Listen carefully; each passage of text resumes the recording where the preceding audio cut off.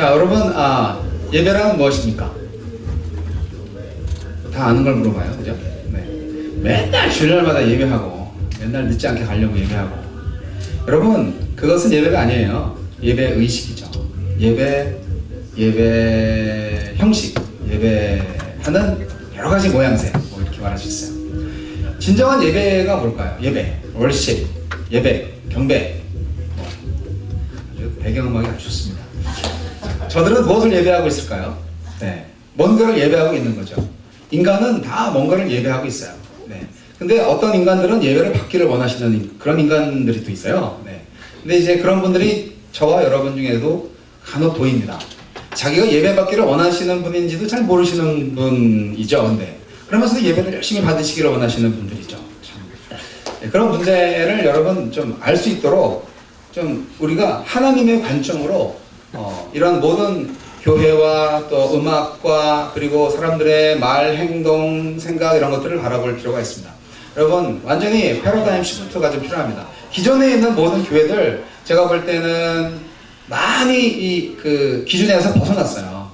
이 카톨릭 교회가 1600년 아니지 한 1300년 동안 이렇게 점점점 벗어난 것처럼 그래서 이제 종교개혁이 일어날 때까지 팍 다시 그래도 조금 비슷하게 이제 기준으로 올라갔잖아요. 근데 우리 개신교도 또 그때 종교개혁을 했지만 그래도 조금씩 이렇게 좀 벗어나기 시작해서 요즘은 뭐 누구를 도대체 예배하는 건지, 돈을 예배하는 건지, 사람을 예배하는 건지, 명예를 예배하는 건지, 권력을 예배하는 건지, 하다못해 죄와 쾌락을 예배하는 건지 알 수가 없어요. 여러분 아시나요? 여러분 예배란 무엇인가? 자, 따라하십시오. 예배는 하나님과 인격적인 만남입니다. 예배는 하나님과 인격적인 만남입니다. 자, 그러면 여러분 하나님과 인격적인 만남을 하셨습니까? 아멘. 아멘 하신 자에게 복이 있을지어다. 감사합니다. 그럼 우리가 솔직히 정말 좀 벗겨놓고 얘기해 보시자고요. 여러분 주일날 예배 때 하나님과 인격적인 만남을 갖고 계십니까?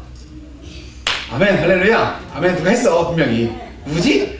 감사합니다. 네, 근데 아멘 안 하신 분들이 대다수라서 저는 슬플 수밖에 없고 그래서 내가 이 얘기를 해야 되겠구나 라고 이제 생각을 합니다. 여러분 만남이라는 것을 여러분 잘 모르시는 것 같아요. 만나려면 우리가 얼굴로 보고 말도 하고 그래야 되잖아요. 근데 그냥 예배 형식에 나의 몸과 마음을 맡겨요. 그리고 뭐 앞에서 하라는 대로 그냥 하고 일어났다 앉았다 뭐 눈만 감았다 떴다 이러고 1시간 끝났네 이제 가야지. 예배 잘 봤다. 예배 잘 들었다. 오늘 말씀 너무 좋으셨어요 목사님. 그러면서 이제 가시죠. 이게 이제 모든 주일 예배 때 우리 함께 보는 광경 아닌가요? 우리도 경험하고. 누가 연출하지도 않았어. 모든 교회들이 대부분 그렇더라고. 제가 교회를 순회 예배를 많이 해봤더니 대부분 그렇더라고요. 이게 좀 이건 아닌데 라는 생각을 좀 했습니다. 그래서 우리가 예배를 회복해야 된다. 그걸 말씀드리는데 시간상 관계상 다 말 못하고 제가 한 학기 동안 강의하던 거를 갖고 왔기 때문에요. 이거를 다 못해요. 그래서 이제 간단히 제목만 핵심 파악만 여러분 핵심 체크 잘 하시죠? 자, 예배는 예수 그리스도를 통해서 우리의 삶 전체를 개인적으로 아버지께 드리는 행위를 수반합니다. 어렵나요 말이? 예배는 우리의 입술뿐 아니라 우리의 삶과 더불어 이루어집니다. 말이 좀 어렵죠? 간단히 얘기하면 예배는 삶이다 하는 것입니다. 어떤 삶? 하나님과 인격적인 만남의 삶. 그런데 인격적인 만남이 아니라 그냥 만나는 사람이 있어요. 여러분 우리가 만날 때는 좋은 사람하고도 만나지만 나쁜 사람하고도 만나잖아요. 예를 들어서 깡패를 만났어요. 길거리에서 흉기를 딱 들고 돈 내놔, 없으면 몸이라도 내놔, 뭐 이렇게 이런 사람 만나면 너무 겁나잖아요. 이런 사람하고는 인격적인 만남을 할 수가 없어요. 그런 만남 말고 인격적인 만남, 서로가 좋아야죠. 눈을 바라보면서 그대 나 사랑하니? 나도 너 사랑하지. 우리 영원히 사랑하자. 그렇게 그런 인격적인 만남이 하나님과의 나 사이에서 예배라는 거예요. 근데 그런 예배를 하시냐고요 도대체. 날마다 잊어버린 지 오래됐어. 그런 때가 있었나? 첫사랑을 회복해야 되는데 말로는 그런데 성경 말씀을 봐도 기도를 해도 교회를 암만 뭐 다녀도 영 그런 느낌 없는데 저 목사는 왜 하나님의 만남을 자꾸 강조를 하는 거야. 힘들게 시리. 여러분, 예배는 우리의 입술로 표현되고 우리의 몸으로 표현되지만 우리의 마음도 필요한 거지만 하나님께서 우리에게 주신 모든 은혜에 대해서 정상적으로 경배와 찬양을 올려드리고 감사를 드리는 그러한 하나님의 계시에 대한 인간의 올바른 응답입니다. 계시에 대한 응답, 이것이 이제 예배입니다. 그러니까 응답을 안 하는 인간들이 있죠. 인간도 아니에요. 그런 사람들은 하나님이 계신데 하나님 몰라요. 하나님이 아들을 보내셨는데 아들은 무슨 하면서 아들을 몰라줘요. 그런 사람들은 예배하지 않는 거죠. 하나님을 예배하지 않기 때문에 올바로 사는 것이 아니죠. 그러니까 계시에 대한 올바른 응답을 하는 것이 예배인데 예배 시간에도 그걸 안 하시는 분이 있다니까요. 예배 시간인데 공예배 시간인데도 하나님이 이제 말씀으로 계시를 하시고 그 다음에 온 천지 만물 창조를 통해서 계시를 하시고 그리고 우리의 모든 삶 가운데에서 이렇게 섭리하시고 저렇게 섭리하시고 그렇게 하는데 그냥 끝까지 불순종에다가 끝까지 자기 원하는 것만 기도하다가 안 되면 말고 뭐 맨날 하나님 도망다니다 바쁘고 그렇게 인생을 살아가시는 분이 있죠. 그런 분들이 결국에 나중에 구원만은 받을 수 있겠다는 이 신랄 같은 희망을 가지고 사는데 그 구원이 제대로 된 구원이 아닌 것이요. 하나님께서 원하시는 구원은 우리의 삶 전체가 구원으로 이렇게 바꾸어져 가는 그런 성화적인 삶까지도 포함되는 구원을 말하는 거예요. 모두가 다 천국 가가지고 팬티바람으로 불 가운데서 얻은 구원처럼 가려고 하시는 거예요. 그렇고 싶지 않으시잖아요. 그렇기 때문에 우리가 구원을 얘기할 때는 영혼 구원만 받으면 돼. 육체는 소용없어. 이런 영주주의 같은 이런 이단들 그런 곳에 생각하지 마시고 우리의 영과 육을 다 그날이 되면 다 부활시키시는 하나님의 권능에 의해서 정말 그날이 올 때까지 우리가 완벽한 구원을 이루셔야 하는 것이죠. 예배는 모든 삶 가운데에서 이루어지는 구원의 행위인 거예요. 근데 우리가 안 되죠. 우리 마음대로 안 되고 우리 힘으로 안 돼요. 그러니까 예배는 결국 하나님의 일이에요. 할렐루야. 우리가 예배한다고 열심히 우리 연습 한 4개월 했어요. 물론 저보다 더 열심히 한 1년 동안 했어요. 제가 여기 밴드에 조인한 거는 4개월밖에 안 돼요. 근데 1년 전부터 연습하고 계셨어요.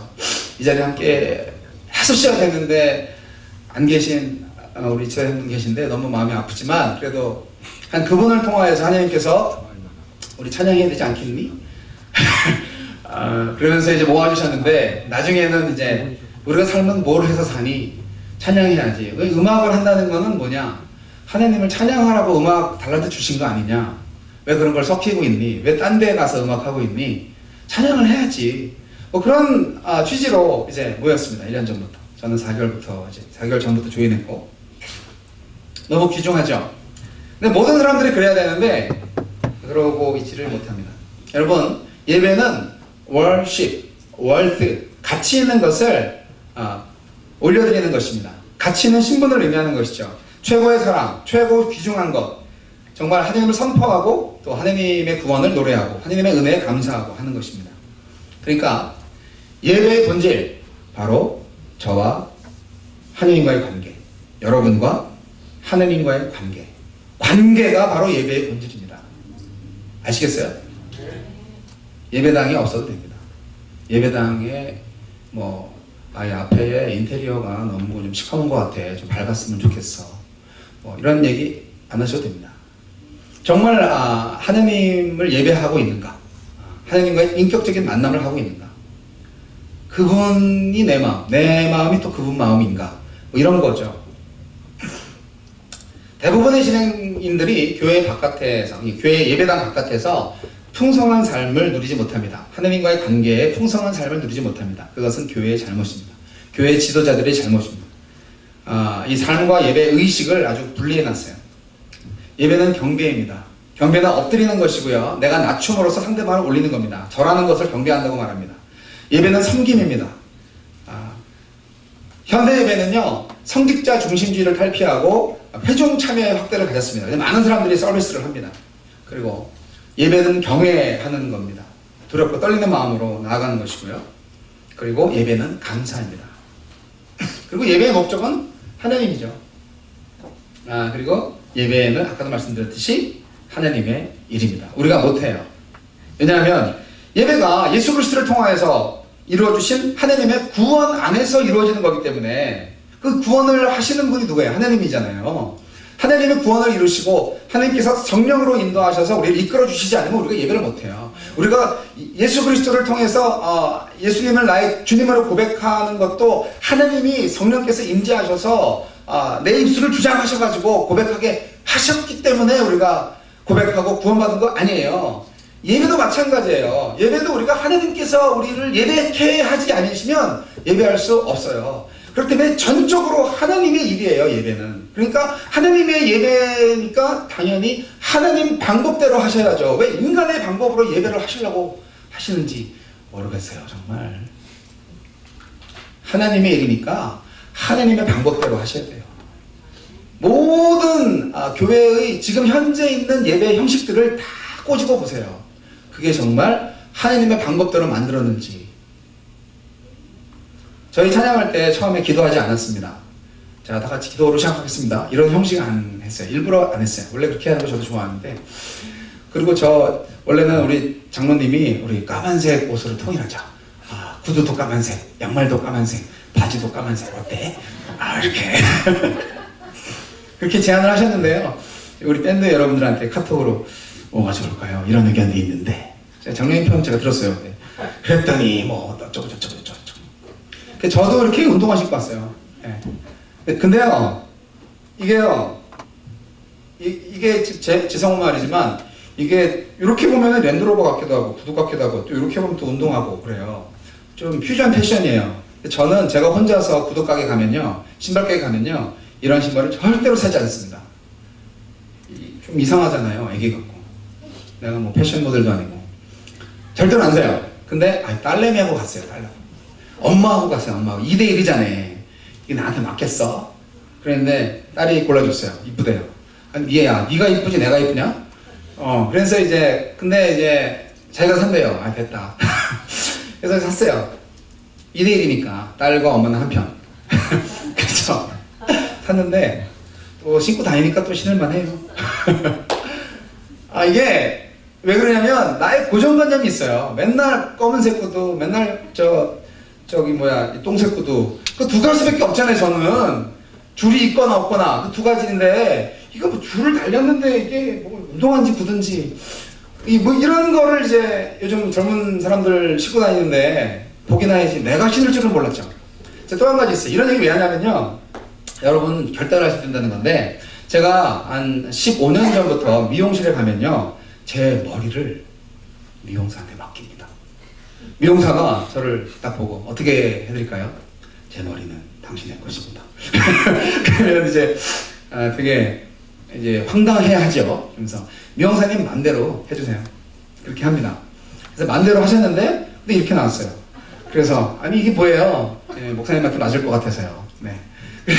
이게 뭘 말씀드리냐면, 사실은 전에 저도 밤새우로 연습도 하고요, 이쪽도 깎았다가 밸런스 안 맞췄다 했다가 어떤 예술가 미용사를 만나가지고 이게 예술입니다 하면서 여기는 이만큼 자르고 여기는 이렇게 자르고 그렇게 한 적도 있어요. 이게 왜 그러냐면 나의 생각을 내려놓으라는 얘기예요. 나의 고정관념, 이제까지 우리 교회에서 이렇게 했거든? 드럼 안 쳤거든 우리 교회에서! 하면서 이제 그런 옛날 생각을 좀 내려놓으시라는 거예요. 그렇다고 무작정 다 바꾸라는 얘기는 아니에요. 기준이 있잖아, 기준이. 성경을 알아야 된다고요, 성경을. 성경의 기준을 따라서 바꾸시면 돼. 근데 여기는 내용만 있고 본질만 있고 원리만 있지 형식은 없어요. 그러니까 그러면 형식은 자유구나, 그렇게 생각을 하시면 되지. 왜 괜히 형식을 만드셔가지고. 기도할 때는 눈 감고 손 모으고 그래야지. 히브리인들은 눈 벌쩍 뜨고 하늘 향해서 손 들고 기도했다니까요. 왜 우리는 항상 눈 감고. 교회 오시면 맨날 음악이 쫙 흐르면 주님 제가 왔습니다, 왜 이렇게 하셔야 되냐고. 부활의 주님을 찬양하는 자들은 항상 하나님 구원해 주셔서 감사합니다 하면서 제가 왔어요, 예배당에. 이렇게 고백할 수도 있잖아요. 천편일률적인 우리의 신앙 삶의 패턴을 바꾸셔야 됩니다. 별로 하나님 안 좋아하십니다. 천편일률적인 삶의 모습을. 그래서 예배 시간 너무 많이 나왔네. 절반을 벌써 썼네. 죄송합니다. 예배는 중요하니까. 그래서 예배에 대해서 할 말이 많지만, 그러나 저도 진짜 예배가 뭔지 모르겠어요. 그러나 정말 우리가 예배를 하다 보면 난 지금 예배했어. 예배 가운데 있었어. 이런 걸 느낍니다. 네. 빨리 좀 줄이라는 신호님들. 네, 감사합니다. 다음, 찬양이란 무엇인가를 살펴보겠습니다. 오늘 예배, 찬양, 음악, 그리고 현대 예배와 선교, 그 다음에 이제 예배 회복과 교회 부흥에 대해서 5가지 주제를 놓고 쫙 얘기할 텐데요. 네. 네. 색종이 한 장씩만 날리면 될 것 같아요. 자, 찬양이란 무엇인가? 찬양은 아까 경배가 우리가 절함으로써 예배로 말씀드렸잖아요. 나를 낮추는 거예요. 엎드려서 이렇게 절하는 거가 경배예요. 그게 예배거든요. 같이 있는 걸 드리는 것도 예배지만, 근데 찬양은 달라요. 찬양은 내가 있는 자리에서 칭찬하는 거를 찬양이라고 해요. 갈채를 보내다. 존경과 인정을 표현하는 거죠. 넌 멋있어, 짱이야, awesome, 뭐 이렇게 얘기하는 거. 괜찮았어. 이렇게 얘기하는 거. 정말, 스고이, 뭐 이런 것도 있더라고요. 네. 여튼, 모든 사람들이 최고야, 너 최고야, 이런 말 듣기 좋아해요. 칭찬받는 사람, 칭찬받는 고래는 춤도 춘다면서요? 춤추는 걸 한 번도 못 봤지만, 하나님께서 정말, 칭찬을 받으시기에 합당하신 분이 아니십니까? 그렇잖아요. 하나님을 칭찬하셔야 됩니다. 찬양이 예배입니다. 할렐루야. 찬양이 예배입니다. 찬양이 예배입니다. 왜 제가 이를 악물고 얘기하냐면, 요거 다음에는 찬양이 음악이다 라고 말을 할 거기 때문에 그래서 이렇게 제가 이를 악물고 얘기하는 건데요. 찬양은요, 항상 거의 99.9999% 경배와 함께 사용됩니다. 찬양과 경배는 항상 같이 쓰여요. 찬양이 있는 곳에 경배가 있고 경배가 있는 곳에 찬양이 있습니다. 찬양과 경배라고 얘기를 하죠. 경배와 찬양이야 이놈아, 그렇게 하는 교수님도 있었습니다. 그게 그건데 뭐. 하여간 찬양과 경배는 항상 같이 갑니다. 왜냐하면 우리가 하나님을 찬양할 때, 예배할 때는 경배도 하고 찬양도 하거든요. 같이 포함됩니다. 떼어낼 수가 없어요. 히브리어, 헬라어 얘기를 다 할 수는 없어요. 할랄, 야다, 바락, 토다, 테힐라, 이게 자마르, 샤바, 제무라트, 쉬르 이런 얘기하는데, 제가 히브리어를 F 맞았기 때문에 히브리어를 했으면은 시험 들 뿐이 있어요. 헬라어는 C 맞았어요. 그래서 헬라어도 여러 가지 용어들이 있어요. 찬양에 대해서 똑같은 얘기, 아이네오, 아이노스, 아이네시스, 다 찬송, 찬미, 찬양을 의미하는 단어들인데 무진장 많이 나옵니다, 성경에. 정말 그것만 뽑아내면 구약에는 100몇 가지 나오고 신약은 100가지 가까이 나옵니다. 그 성경 말씀 속에 여러 가지 찬양, 찬송, 찬미라는 단어들이 있어요. 근데 이거를 우리 한글 성경에는 찬미 또는 찬송으로 번역을 많이 했습니다. 그래서 예를 들어서 사도행전 2장 47절에 이런 말씀 있죠. 하느님을 아이네오하며 또 온 백성에게 칭송을 받으니 주께서 구원받는 사람을 날마다 더하게 하시니라. 이렇게 이제 사용되었다는 것입니다. 그리고 또 뛰어서서 걸으며 그들과 함께 성전으로 들어가면서 걷기도 하고 뛰기도 하며 하나님을 아이네오하니, 이런 식으로 찬송하니 라는 걸로 표현됩니다. 이런 것들이 어떻게 보면 우리가 이미 찬양을 하고 있어요. 뭔가를. 네. 어제 카톡으로 드럼이 웅크리고 있다가 오늘 꽃을 필 거다 얘기하면서 루드윅 드럼이 좋다고. 야, 그래도 DW가 좋지. 그러면서 이제 제가 얘기를 했어요. 드럼하고. 목사님 모르시는 말씀, 같은 레벨이면 루드윅 좋습니다. 네. 그렇게 좋다는 건 뭐예요? 그 드럼을 지금 칭찬하는 거잖아요. 찬양하는 거예요. 우리는 시시때때로 찬양하고 있어요, 누군가를. 나 자신을 찬양할 때도 있고요. 아주 그냥 찬양 투성이지. 물론 하루 종일 무슨 XX 무슨 XX 네가 그럴 수밖에 없지 하면서 저주와 어떤 그런 걸 담고 사는 사람들도 있지만, 대부분 많은 사람들이 한두 가지 이상은 다 찬양합니다. 근데 하나님을 찬양을 해야 되는데 그러지 않아서 그게 문제인 것이죠. 교회에서도 마찬가지죠. 저는 목회 몇십 주년 이런 거 그 기념 파티 하시는 거 정말 이해를 못하겠어요. 그걸 신문에까지 내셔야 돼요. 저는 제가 그분 앞에 가서 말할 수도 있어요. 누가 찬양을 받는 건지 좀 헷갈려요. 좀 제가 이렇게 너무 화가 나서 말씀을 드려서 일르지 마세요. 근데요, 우리가 생일 잔치를 하잖아요. 그럼 생일 잔치할 때 누가 주인공이에요? 생일을 맞은 사람이죠. 아니, 너를 낳아준 사람은 너네 엄마야. 너네 아빠가 없었으면 낳지 못했어. 지가 잘나서 자기는 나왔나? 누구를 미역 꿈에 네가 먹니? 엄마가 먹어야지. 저는 그렇게 생각해요. 여러분 생각은 어떠세요? 아멘. 아멘까지. 감사합니다. 뭘 말씀드리냐면 우리가 경배를 하고 찬양하는 대상이 오직 하나님이어야 한다는 것입니다. 아니 그러면 우리가 친구한테 잘생겼다 말할 수 없나요? 아니 할 수 있죠. 근데 너 참 잘생겼어 하면서 속으로는 너를 잘생기게 창조하신 하나님이 정말 멋져. 그렇게 얘기하는 거예요. 우리의 언어 습관이나 우리의 생각이 그렇게 바뀌는 거예요. 야, 박희원 집사님 정말 노래 잘해. 정말 끝내줘. 야, 셀린디온보다 더 잘해. 까지만 생각하시면 이제 박희원 집사가 이제 우상이 되는 거고. 그렇게 노래를 잘할 수 있도록 하나님이 얼마나 은혜를 주셨을까.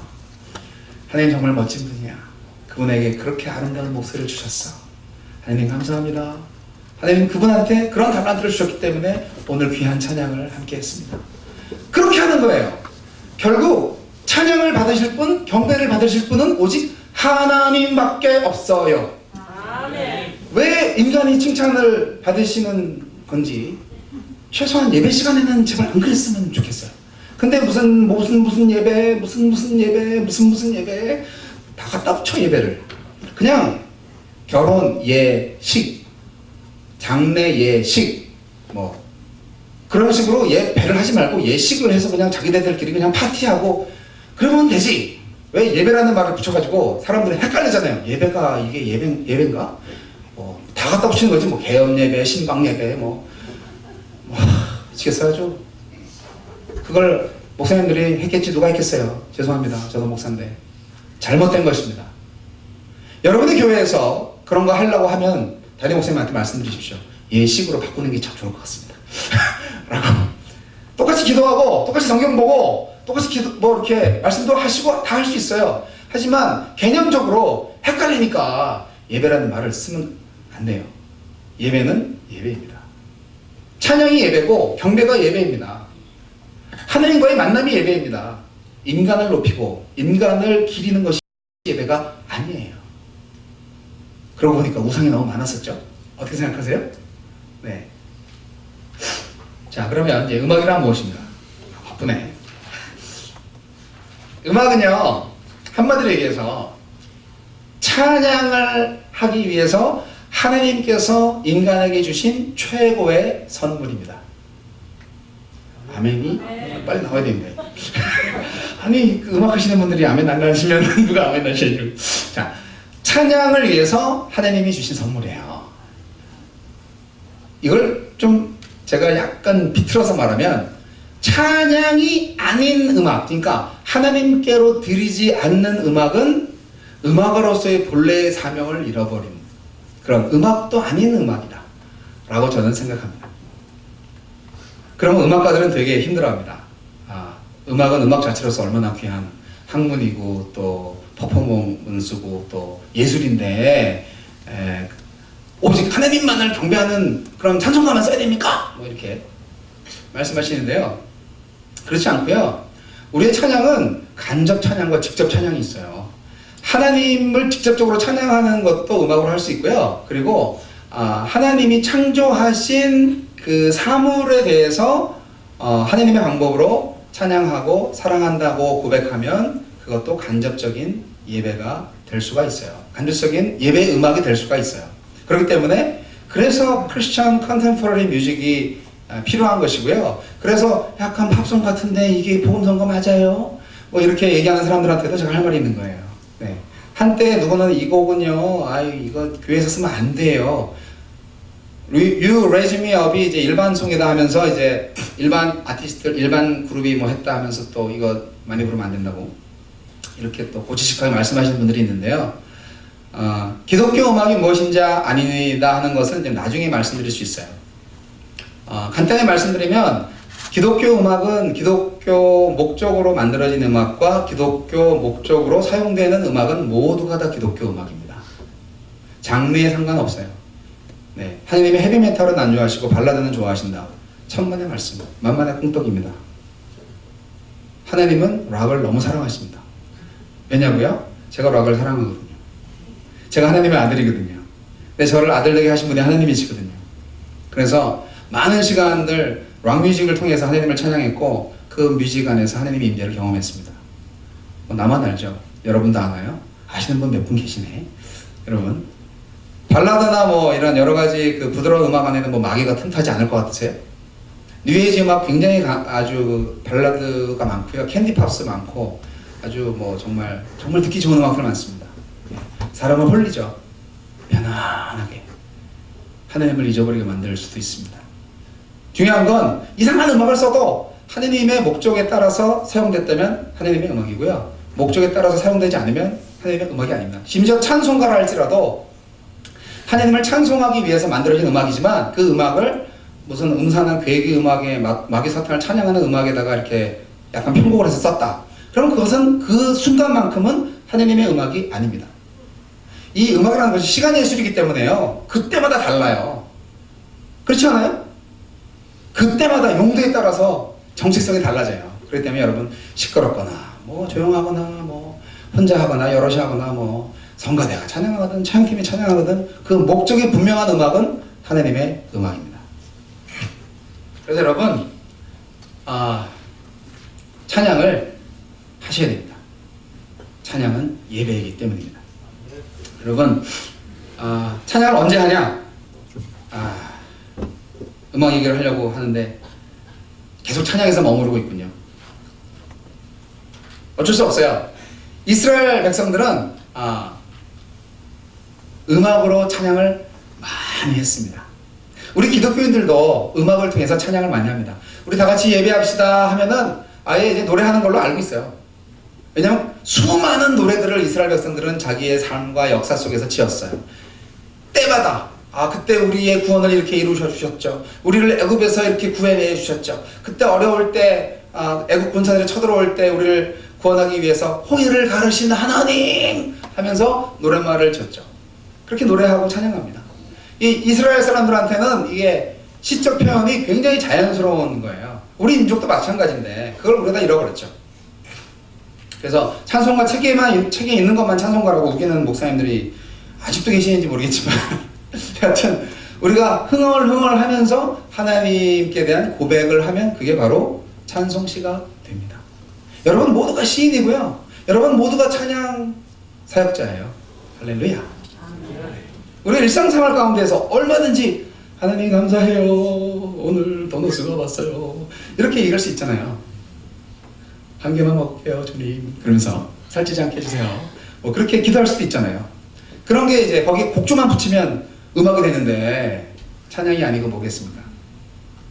그래서 찬송은 음악을 위해서 존재한다. 그래서 저는 음악을 하시는데 찬양을 안 하시는 분은 참 불쌍한 사람이다 라고 생각을 합니다. 음악가가 기독교인이냐 아니냐 이거는 떠나요. 여러분 개념이 좀 힘드신데요. 하나님은요 굉장히 극단적인 얘기지만 불신자를 통해서도 그 예배를 받으실 때가 아주 가끔 있어요. 가끔.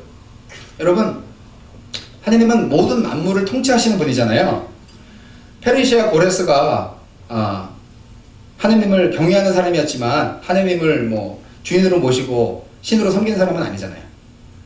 또 애굽 바로도 마찬가지고.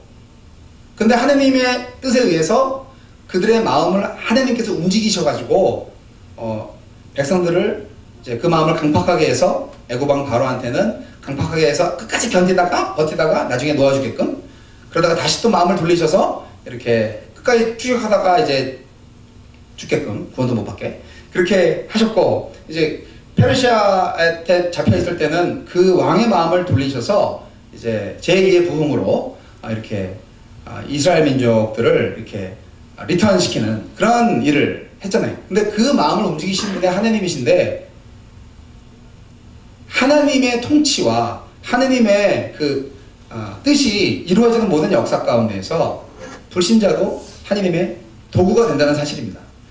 음악도 마찬가지예요. 정말 어렵고 힘든 때가 있었어요.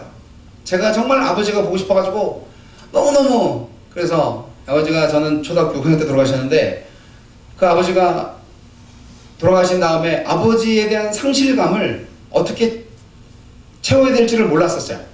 그런데 27년쯤 지난 다음에 이제 대학원에 어떤 상담학 교수랑 하고 이제 수업 받으면서 상담하면서 이제 그런 얘기를 했죠. 그랬더니 그 상담학 교수가, 아이고 얼마나 그 어린 것이 힘들었겠어요. 그렇게 이제 공감을 해주시더라고. 공감을. 우리 가족들은 다 상실의 아픔을 갖고 있기 때문에 아무도 서로에게 공감을 안 하고 그래요. 네, 근데 이제 그런 말을 저는 처음 들은 거예요. 아니요, 다른 사람들은 엄마 아빠 없는 사람도 많은데요 뭐. 그렇게 얘기했더니, 아니 목사님은 어쨌든 아버지를 잃으신 게 얼마나 힘들었겠어요. 그 초등학교 때 5학년 때인데. 이렇게 이제 공감을 해주시니까, 참 그분이 저한테 학점을 B를 줬나 C를 줬나 하여튼 공감을 해주니까 내 마음이 이렇게 참 촉촉해지고, 그러면서 수업 끝나고 이제 집으로 가면서, 집으로 가는데 집으로 가는 거예요. 운전을 하는데 막혀요, 길이. 근데 갑자기 너무너무 아버지가 보고 싶은 거예요. 그래가지고 그 상담학 교수한테 전화했어요. 그분도 이제 수업 끝나고 이제 가는데, 이 교수님이 전화를 안 받네. 정말 전화를 안 받아. 어떡하지? 그런데요, 한국은 소리샘 서비스가 있어요. 그래서 음악이 나와요. 이렇게 전화 안 받고 계속 그 음성 사서함이 나오기까지 음악이 나오는데, 그 음악이 뭐였냐면 베토벤의 전원 고향곡이었어요. 근데 그 음악을 막 들으니까, 무슨 음악인지 알죠? 아는데 그 음악을 딱 들으니까 갑자기 마음이 확 풀어지고, 꼬였던 마음이 확 풀어지면서 눈물이 쭉 나면서 다시 닦으면서 진정이 되는 거예요. 그래서 그때 깨달았어요. 야, 이게 뭐지? 이 소리샘, 그 정말 음질도 안 좋고 막 지질거리는 그 사운드로 나의 마음을 이렇게 평온케 하시는 하나님은 하나님이시군요. 그렇게 제가 알게 됐어요. 저의 작은 체험이지만 하나님은 그렇게 사용하신다고요. 사물이든 불신자든 뭐든지 만물의 주인이신 하나님은 뭐든지 사용하세요. 자기들이 사랑하는, 자기들이 아니라 당신이 사랑하는 우리 아들, 딸들, 자녀들, 그리고 그분의 종들을 위해서 그렇게 위로하시고 그렇게 힘을 북돋아 주시려고 사용하신다는 거예요. 음악도 똑같아요. 우리는 그런 도구가 되는 역할을 하고 있는 거예요. 음악이라는 매체가. 그 핸드폰에 찌글거리는 소리 갖고 제 마음이 평온해졌다면, 이게 훌륭한 밴드와 시스템을 가지고, 그것도 공예배 때 정말 그 음악을 통하여서 하느님의 위로와 사랑을 전할 수 있다면 얼마나 축복된 거예요. 할렐루야. 이 찬양의 자리는요, 보통 자리가 아니에요. 그리고 이 찬양의 자리에 오신 여러분들도요, 보통 사람들이 아니에요. 진짜 하느님 사랑하시는 분들이에요. 아멘 하셔야죠. 그래야 2배 되죠. 할렐루야. 이 자리에 오신, 찬양의 자리에 오신 여러분은 정말 하느님의 특별한 사랑을 받으시는 분입니다. 저도 그렇고. 좋다. 그렇습니다. 자, 이제 말씀을 좀 정리하려고 합니다. 여러분, 음악은요, 맨 처음에 우리한테 준 게 아니에요. 인간을 창조하기 전에 지금은 마귀가 되어 있는 세이튼, 사탄, 루시퍼한테 줬어요. 왜 줬냐면 그때는 천사였거든요. 그리고 그 천사가 뭐를 하냐면 하나님을 찬양하는 일을 했거든요. 당연히 그 루시퍼 천사는 음악가였죠. 아예 이 가슴 속에 악기를 품고 태어났어요. 그 친구는. 여러분, 성경 말씀 제가 시간이 있죠. 다음 시간에 또 할 거거든요. 2회. 3개월 후를 기대하시라. 개봉박도. 여러분, 이게 다음에는 악기에 대해서 좀 제가 얘기를 할 텐데요. 여러분, 그 음악 심금을 울리는 음악이었어. 그렇게 얘기하는 형 있죠. 심금이 뭐예요? 마음의 수금을 말하는 거예요. 심장 모양이요, 여러분. 좌심실, 우심실 되어 있는 거, 그거 딱 수금과 비판처럼 생겼어요. 물론 수금과 비판 다른 악기예요. 하지만 그렇게 생겼어요. 이스라엘 악기를 보면. 근데 그거를 사탄이 먼저 갖고 있었어요. 그런데 그가 타락하면서 더 이상 그 악기를 연주할 수 없는 존재로 바뀌었어요. 그래서 사탄이 제일 싫어하는 게 바로 그거예요. 자기가 맨날 하던 거, 잘할 수 있는 거, 가장 아름답게 하는 거를 이제 자기가 못하는 거예요. 그리고 하느님의 영을 받은 우리 사람들이 지금 할 수가 있게 되는 거예요. 하고 있는 거예요. 그래서 찬양을 하면 마귀가 물러가는 거예요. 기도할 때는 전쟁이죠. 하나님 마귀 새끼하고 싸움하는 건데, 찬양을 하면 이미 싸움은 끝나고 승전가를 부르는 거예요. 찬양은 위대한 능력이 있습니다. 여러분, 찬양이라는 뜻을 가진 유다 지파가 맨 처음 맨 앞자리 전쟁터에서 나팔 불고 찬양해서 나가잖아요.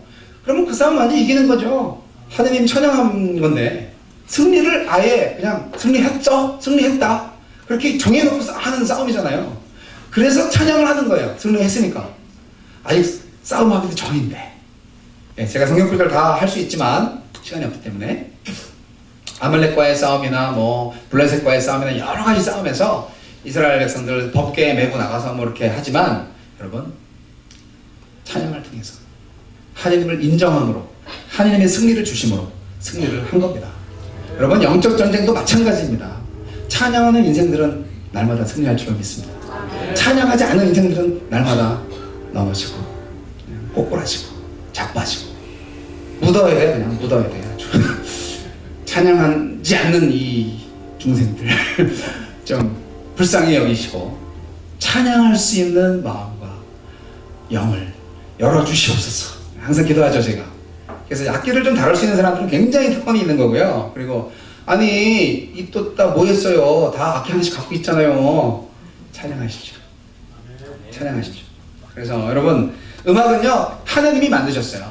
음악은 하나님이 만드셨는데 직접 음악을 만드시진 않았어요. 음악을 만들 수 있는 여러 가지 재료들을 만드셨어요.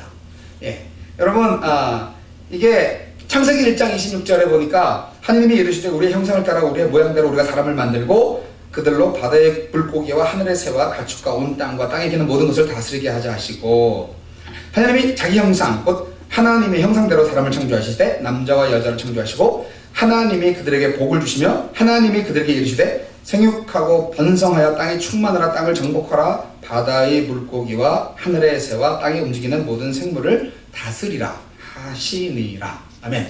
이것이 맨 처음에 있는 하나님의 원리고요. 여기 원리에 따라서 이렇게 우리의 모든 세부적인 것들이 되어집니다. 그러니까 우리는 번성해야 될 책임이 있습니다. 애를 많이 낳으시기 바랍니다. 땅을 정복할 책임이 있습니다. 정복을 하지 말고 다스려야 돼요. 잘 보존하셔야 돼요. 무조건 파괴하고 막 그러지 말고.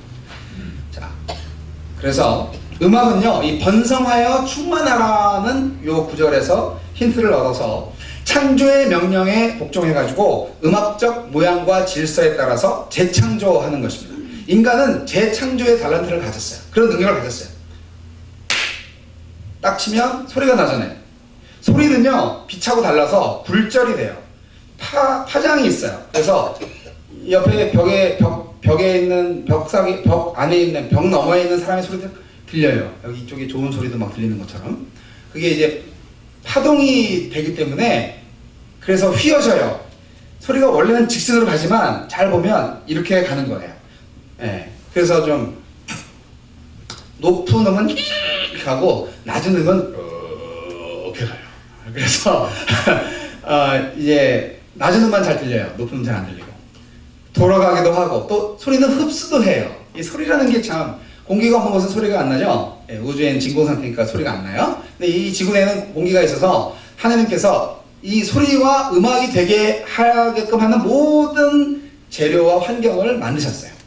그래서 우리는 이렇게 치면은 이게 소리가 이렇게 되고 또 지리링 하면 소리가 또 나고 여러 가지 저기 돼지 청자나 이런 거 해가지고 내장 같은 거 만들어서 이렇게 줄도 만들고 여러 가지 했죠. 약간 모든 이 만물을 다 만들어서 나무로 뭐 이렇게 하고 또 칠도 하고 여러 가지 모양으로 하여간 하느님이 창조해 주신 걸 갖고 악기를 만들고 그 악기로 연주하면서 음악을 만든 거예요. 그러니까 음악이 하느님이 만드신 거죠. 하느님을 위해서, 찬양받기 위해서. 그래서 찬양이 예배입니다. 찬양이 음악입니다. 음악이 찬양입니다. 최소한 우리에겐 그렇다는 거예요. 믿는 자들에게는. 찬양이 아닌 음악은 음악이 아닙니다. 하나님은 불신자에게 뭐 팝송을 통하여서도 역사할 수 있습니다. 그러나 할 수만 있다면 우리가 직접적으로 이 세상에 하나님의 음악을 선포하고 하나님을 찬양함으로써 얼마든지 하나님을 기쁘게 하고 사람들에게 하나님의 임재를 경험시켜 줄 수 있지 않겠습니까? 그러한 찬양의 자리에, 그런 음악의 자리에, 진정한 음악, 진정한 찬양, 진정한 예배의 자리에 여러분을 초대합니다. 마실까 합니다. 자, 다시 나오셔서 이제 마지막 찬양으로 하나님께 영광 돌리고 그 다음에 이제 간식 먹도록 하겠습니다. 저희가 이 집회를 준비하기 위해서 여러 가지 시간도 있고 또 우리의 노력도 있고 여러 가지 물질도 사용하고 그랬습니다. 이제 여러분 마음을 합해 주신다면 제가 생각을 못 했는데 이제 목사님 헌금 한 번 하나 빌려주셔가지고요. 그냥 저 뒤에 놓을 테니까 나가실 때 이렇게 조금 도네이션 해주시면 저희가 신문 광고 200불 줘야 되거든요. 그리고 또 간식비 한 100불 들었어요. 하지만 다 헌신할 수 있어요.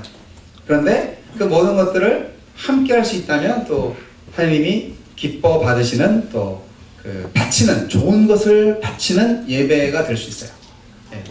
그 예배의 결과로 주시는 하나님의 축복을 저만 받고 싶지는 않거든요. 그러니까 여러분 집실만 해서 하셔도 되고 안 하셔도 되고 괜찮아요. 질문 정말 나 궁금하다 이거 있으세요? 혹시 이따가 또 잠깐 나누겠지만 정말 찬양이 뭔지 예배가 뭔지 음악이 뭔지. 자, 마지막으로 결과는 뭐냐면 현대 예배에 있어서 이렇게 현대적인 음악으로 찬양하는 교회가 부흥하고요. 그렇지 않은 교회는 제자리이거나 쇠퇴하여 사라지는 것을 볼 수가 있습니다. 그러면 현대 예배와 선교에 대한 결론은 이미 나왔겠죠.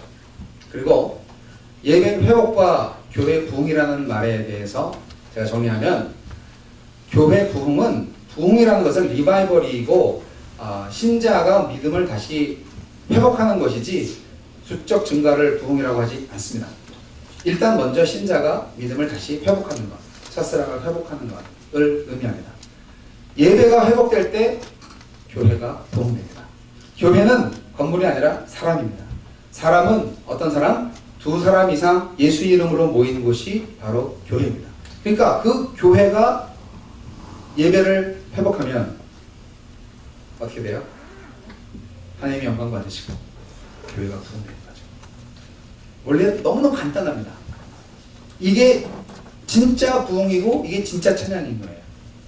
그러니까 여러분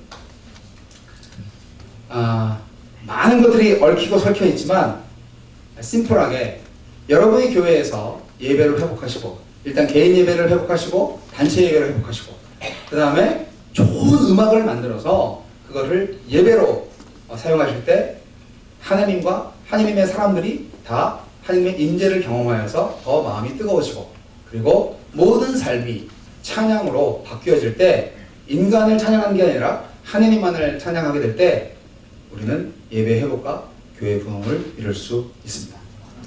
그리고 이제 형식은 이렇게 현대식으로 성가대를 제가 좋아하지 않는 게 아닙니다. 아주 사랑합니다. 전 테너예요. 그러나 성가대와 함께 할 수 있는 팀이 필요합니다. 성가대 지휘자하고 항상 사람 맞아요. 그래서 항상 포기를 하고 있죠. 하지만 연령이랑 상관없어요. 예. 여기 평균 연령이 상당히 높거든요. 여러분 찬양팀이든 성가대든 정말 하느님을 찬양하는 자리에서 여러분 하느님을 만나시기 바랍니다.